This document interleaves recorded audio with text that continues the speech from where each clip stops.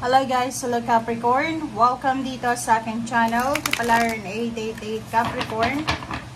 Alamin natin ko ng messages, vibration, gabay energy para sa lahat. By general reading. So, I hope na makuha mo yung energy Capricorn. So, pasensya na kung sobrang maingay guys kasi merong okasyon ata sa labas. So, napakaingay. So, I hope na still marinig nyo pa rin ako. Okay, so it's campaign period na. So, nakikita natin na marami ng mga ingay sa paligid. So, Capricorn. First card natin is finances. And then, be true to you. Okay. So, dito guys, sa barahang to, kung makikita mo, nakafocus ka sa iyong pera. Kay kaperahan, financial. Okay. So, unang-una, yung iba sa inyo dyan na Capricorn, posibleng marami kayong mga ideas tungkol sa pagkakakitaan, or posibleng tungkol ito sa pagmamanage ng finances nyo. Siguro, marami kayong lesson learned from the past na kailangan nyo magtipid para in times na may mga kailangan kayo, meron kayong mabubunot, parang ganun. So, comment down below if yung ibang Capricorn dito is masyadong nakafocus sa kanilang financial, material things, or sa tangible things. Okay? Next card is be true to yourself. Be true to you. Okay? So, itong be true to you, ay yung pagiging true sa sarili mo.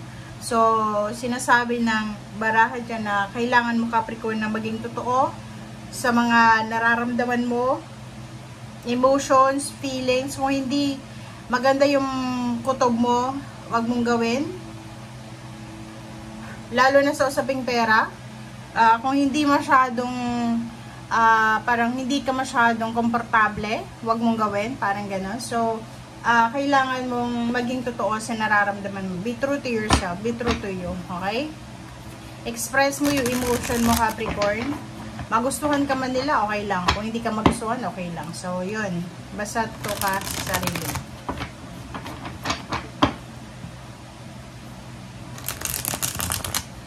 Okay.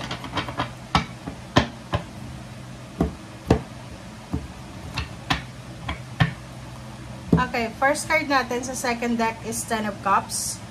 Capricorn, may incoming family celebration. Pwedeng may wedding anniversaries, wedding, birthday celebration ng mga bata, or pwedeng merong homecoming, pwedeng mga long distance relationship, or meron ditong home. So, nakikita natin na stable, secured yung home mo, family life.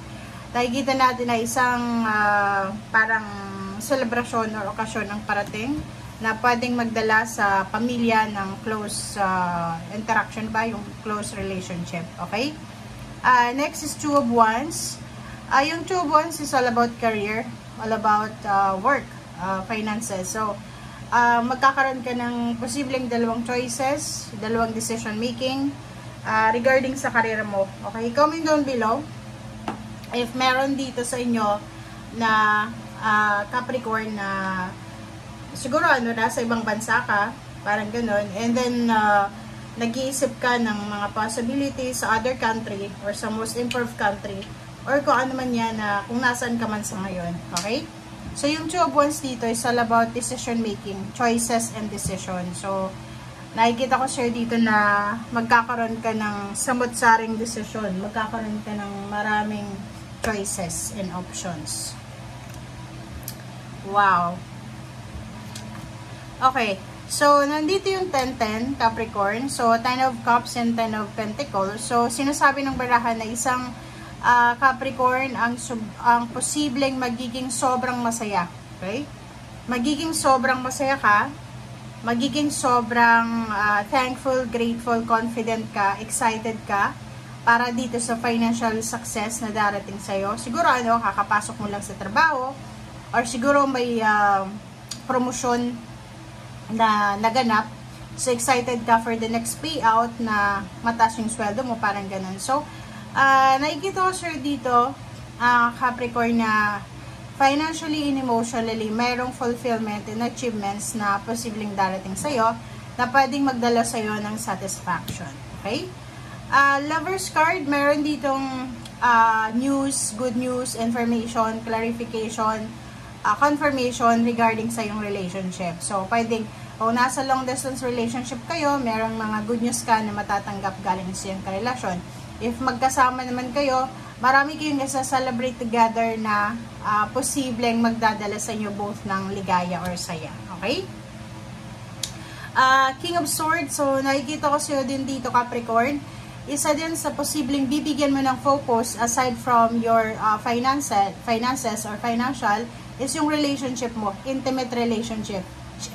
If you're married, mas magiging focus ka sa asawa mo. If you're in a relationship, boyfriend, girlfriend, live-in partner, nakikita ko yung obsession ba to? Or pwedeng nakikita ko na yung focus mo ay nakasenter lang sa kanya. And if you're single, nakikita ko siya dito na isang decision making ang gagawin nyo para magkaroon kayo ng relationship or para makuha nyo talaga yung relationship na talagang para sa inyo. Stability and security sa usaping relationship, ang ganda nito, diba? In terms of relationship with your friends, with your family, with acquaintance, or someone na connected sa'yo, nakikita ko na mayroong pagbabagong magaganap. Okay? Itong The Wheel of Fortune is all about changes, transformation. So, mayroong magta-transform sa buhay mo, especially sa family life. Like for example, yung iba, kasi dito pwedeng may kakasal, pwedeng may magpapatayo ng bahay, pwedeng may magsasave ng pera para sa renovation ng bahay, or posibleng meron ditong magbabago sa usaping family life. Or yun nga, family life, relationship, or anything na connected dyan. Okay? Yung Wheel of Fortune is yung twist ng life mo yan. So, yung Wheel of Fortune, sinasabi na isang positive twist, isang positive karma, positive na pagbabago ang darating sa'yo.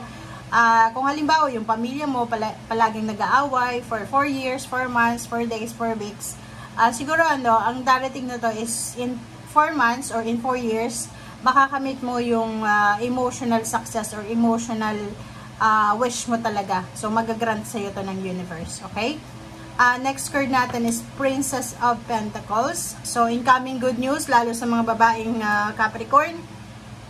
Especially sa ngayon, if you're having a relationship with air signs, Gemini, Libra, and Aquarius, Capricorn ka ba na parang yung karelasyon mo is feeling mo stagnant? Yung parang nakikita mo yung sarili mo na walang improvement. Parang iniisip mo, 4 years from now, ganito pa rin ba yung buhay ko sa kanya? Nakikita ko siya dito na yung 8 of Swords na nararanasan mo sa ngayon sa relationship or even sa financial ay posibleng magbago yan. Okay? So, wag nating masyadong maliitin, parang ganon, yung relationship natin. Kung ikaw may trabaho, yung karelasyon mo walang trabaho, wag kang panatag, ha. Kasi kung makikita mo dito sa card mo, sinasabi sa'yo dito Capricorn, especially kung ang karelasyon mo is air signs, Gemini, Libra, or Aquarius. Or same sign mo, diba? Earth signs, Virgo, Capricorn, and Taurus.